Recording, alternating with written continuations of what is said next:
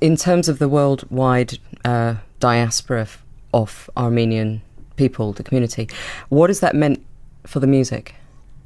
Well, what it has meant that there are a lot of influences from different cultures, which I don't see as a sad thing. Quite the opposite, because I'm modern generation. Anything new is funky and cool and great, and it reaches our culture.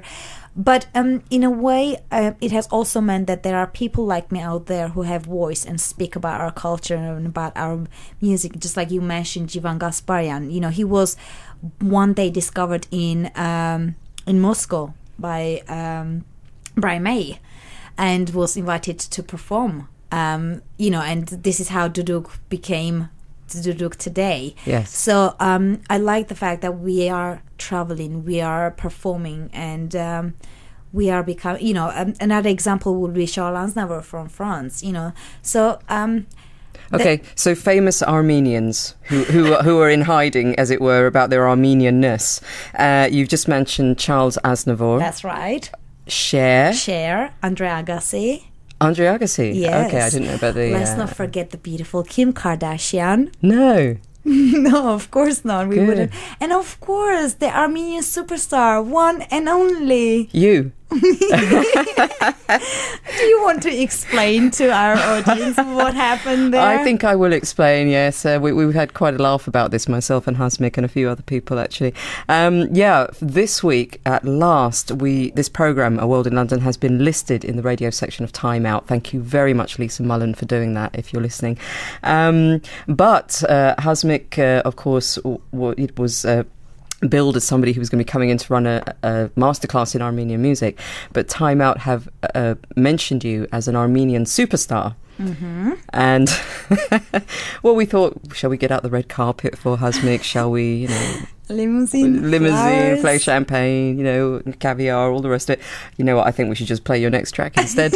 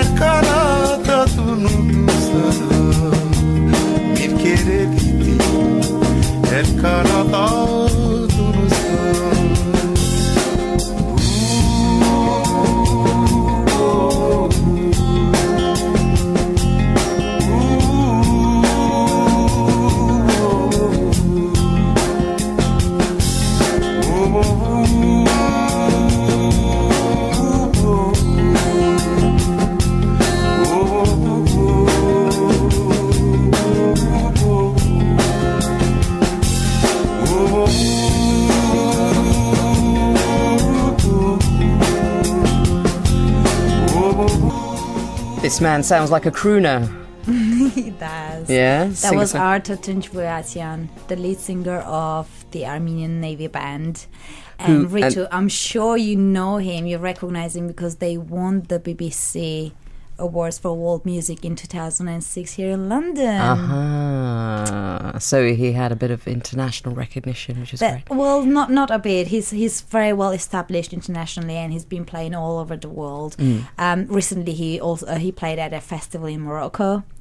And he plays with a lot of musicians from around the world. He's a great percussionist, and a true musician and true artist, very passionate about his art. He can talk about music for hours. A bit like you. A bit like me, that's right. That's why he found me. That's why we got together, and that's why I'm one of the assistants around the world, one of the management team for him and the Armenian Navy Band. Excellent. So, yeah, it's really a privilege. Well, we're going to go to your next track.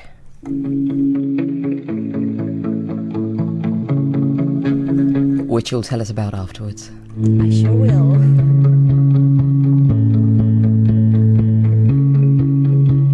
Step by step, we're gonna head and ahead. But if you need an advice, I hear me famous boy, I'm talking to you day by day. You're getting higher and higher, you're getting more famous. Boy, you're so famous. Sometimes I found you pretty sweet boy. Sometimes I found you dancing on the floor. And once I have said I'm not enough, you rock my world, 'cause you are such a fabulous boy. Yeah, such a fabulous boy. Yeah, such a fabulous boy.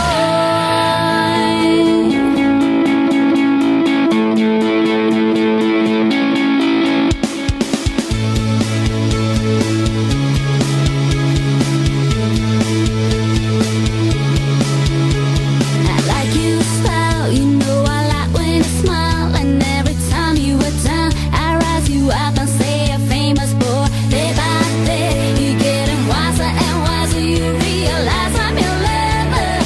Baby, so famous. Sometimes I found you pretty sweet boy. Sometimes I found you dancing on the floor. And once I have said I'm not enough, you rock my world, 'cause you are such a fabulous boy. Yeah, such a fabulous boy. Yeah, such a fabulous boy. You're such a fabulous boy.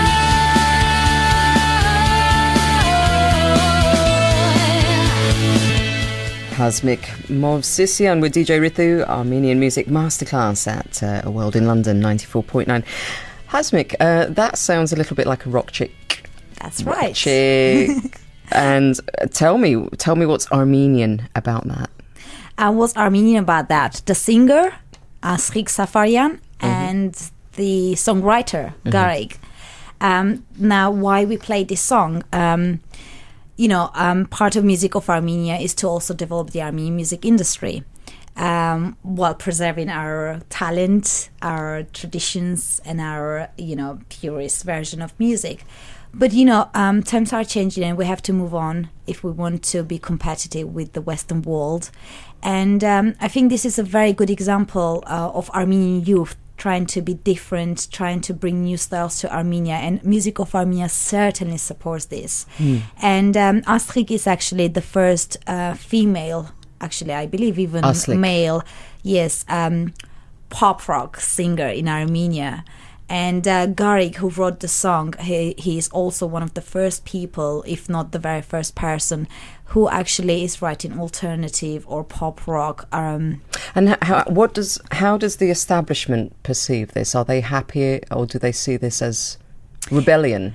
Well, our established musicians always think that it kind of takes away our culture, but they don't criticize this kind of songs because there was nothing traditional in it that they have changed. It is purely new style in Armenia, new genre. So it wasn't like they have taken a traditional song and remixed it. In this instance, they just look at it, okay, it's just a song, whatever, But if it was a traditional song that was remixed, they would maybe be critical, saying, at our times it was better when we were singing, we were better. You know how old generation always thinks that they knew it better. I'd count myself as old generation, actually. You so should not. You young spark, you. Now, when we're talking about Armenia, we're talking about the oldest Christian nation in the world, right? That's right. We accepted Christianity in 301 AD before even Vatican, but as a nation, not as a state. So what part does religion play in preventing new music styles from being created in Armenia? Or adopted? It doesn't. Religion plays a huge part in Armenian culture, in an Armenian person's life. But we're very lucky to say that our religion never dictates what we should do or what we shouldn't. But since we're talking about religion, it's very fair to say that our music, some of our first music actually was, the music from the church. To this day, that music is perceived very, very important. But the church would never get involved, or religion would never get involved in, especially show business, the modern. No. Are there any other religious groups in Armenia now? Well, yes, you do have, that you have some Muslims, especially, coming from Iran, that, Armenians are going to Iran, Iranians are coming to Armenia. You also have other minorities from Russia or Ukraine. Predominantly it's a Christian country, but you will get some other, and also new cults or new religions such as Jehovah's Witnesses and so on and so on. Yes, that has reached Armenia as well. Okay, the interesting mix going on there. And what about the environment? Obviously here you're in a big city. That's correct. A huge city. And what's it like in Armenia where you live there? It's the capital, Yerevan, the population is about 1 million, maybe 1.5 million. Tiny. So it is, for me, it is tiny. It really, really is tiny. And, it's going to, but it always feels great to go there. It's laid back, it's relaxed. It's not like London. You spend an hour and a half on a tube just going from one point to another, whereas in Armenia, it takes you 10 minutes. Then you're never late for any meeting or anything, which I love. Well, let's go to your next track instead.